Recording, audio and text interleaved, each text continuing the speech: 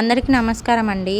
తమలపాకుల మీద దీపం వెలిగిస్తే చాలా శుభ ఫలితాలు ఉంటాయండి. చాలామంది తమలపాకుల మీద దీపం వెలిగిస్తారండి.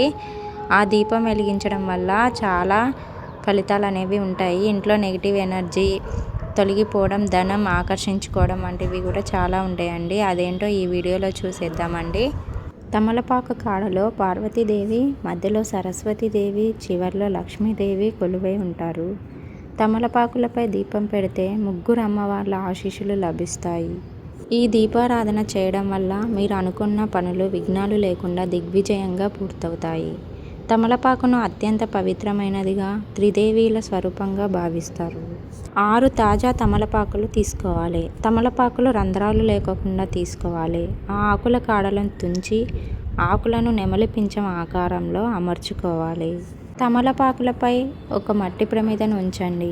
తుంచిన 6 కాడలను ప్రమిదలోని నూనెలో వేసి నువ్వుల నూనె లేదా ఆవు నెయ్యి పోసి దీపం వెలిగించండి. తమలపాకు కాడలను నువ్వుల నూనెలో వేసి దీపం వెలిగించినప్పుడు ఒక ప్రత్యేకమైన సువాసన వస్తుంది. ఇది మనసుకు ప్రశాంతతను ఇస్తుంది. ఇంట్లో పాజిటివ్ ఎనర్జీ వస్తుంది. లక్ష్మీ కటాక్షం కలుగుతుంది. శుభ ఫలితాలు కలుగుతాయి. మరిన్ని వీడియోస్ కోసం ఛానల్ని సబ్స్క్రైబ్ చేయండి.